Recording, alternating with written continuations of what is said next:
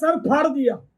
حضرت سیدنا حمزہ رضی اللہ تعالیٰ عنہ جو کہ سرکار نامدار صلی اللہ علیہ وسلم کے چچا جان ہے، ابھی اسلام قبول نہیں کیا تھا، شکار سے شام کو واپس آئے تو پتہ چلا کہ ابو جہل نے بھتیجے محمد صلی اللہ علیہ وآلہ وسلم کی بڑی گستاخی کی ہے، وہ ستایا ہے۔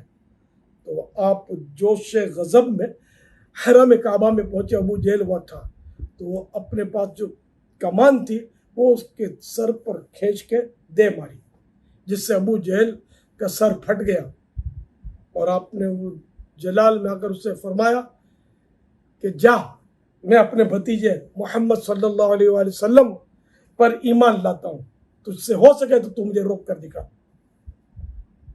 یہ کہہ کر آپ تشریف لے آئے اور گھر پہنچے۔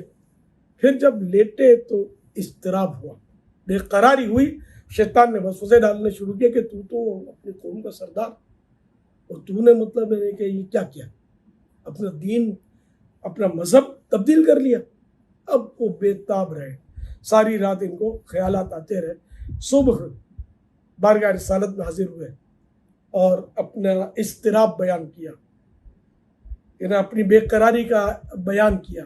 تو پیارے آقا صلی اللہ تعالی علیہ وآلہ وسلم نے مزید اسلام کی حقانیت ان پر واضح کی، جس سے ان کا دل نور اسلام سے جگمگ جگمگ کرنے لگا، اور انہوں نے فرمایا کہ بے شک آپ اللہ پاک کے سچے رسول ہیں۔ صلو علی نبی صلی اللہ علی محمد۔ 15 شوال المکرم کو غزوہ احد کا معرکہ ہوا، جس میں حضرت حمزہ رضی اللہ تعالیٰ عنہ اور کئی صحابہ کرام شہید ہوئے۔